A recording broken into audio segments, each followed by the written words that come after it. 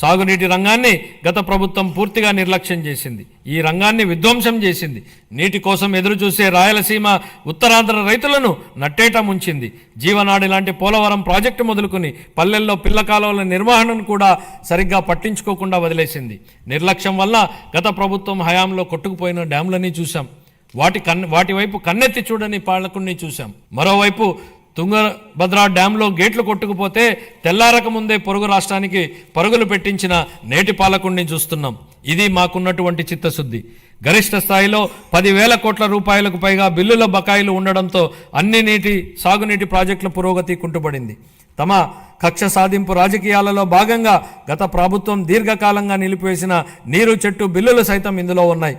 4,600 కోట్ల రూపాయల బకాయిలను చెల్లించి మా ప్రభుత్వం నిలిచిపోయిన ప్రాజెక్టులను పునరుద్ధరించింది. మిగిలిన బిల్లులను కూడా త్వరలోనే చెల్లించనున్నాం. పోలవరం ప్రాజెక్టు ప్రస్తుత మరియు భావితరాల ప్రజలకు జీవితాలను మెరుగుపరుస్తుందని, అలాగే రాయలసీమ ప్రాంతం మరియు ఉత్తర కోస్తా జిల్లాల భవిష్యత్తును మారుస్తుందని మా ప్రభుత్వం బలంగా విశ్వసిస్తోంది.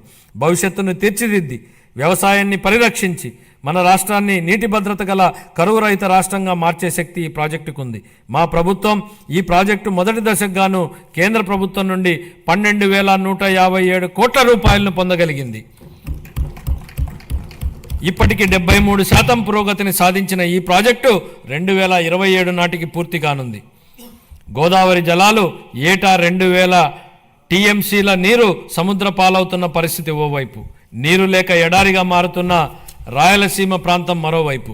వృధాగవుతున్న నీటిని సద్వినియోగం చేసుకుంటూ ఆంధ్రప్రదేశ్ను కరువు రహిత రాష్ట్రంగా మారుస్తూ రైతుల జీవితాలలో వెలుగు నింపే దిశగా బృహత్తరమైన పోలవరం బనకచెర్ల నదుల అనుసంధాన ప్రాజెక్టును మన గౌరవ ముఖ్యమంత్రి గారు శ్రీకారం చుట్టారు. దీనికోసం ప్రణాళికలు రూపొందించే ప్రక్రియ ప్రారంభమైంది. ఈ బృహత్తరమైన ప్రాజెక్టుకు అవసరమయ్యే 1,000 కోట్ల రూపాయలను సమకూర్చుకోవడానికి ఉన్న అన్ని అవకాశాలను గౌరవ ముఖ్యమంత్రి గారు అన్వేషిస్తున్నారు.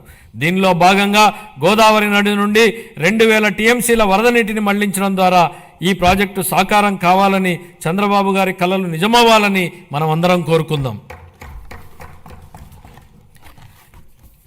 పెండింగ్ బిల్లుల చెల్లింపుతో పాటు సుపరిపాలన అందించడం వలన పలు ప్రాజెక్టుల పురోగతి మళ్లీ పట్టాలెక్కింది.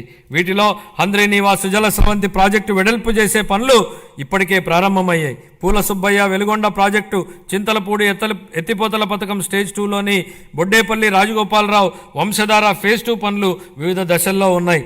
25-26 ఆర్థిక సంవత్సరానికి జలవనరుల శాఖకు 18,019 కోట్ల రూపాయల కేటాయింపును ప్రతిపాదిస్తున్నాను.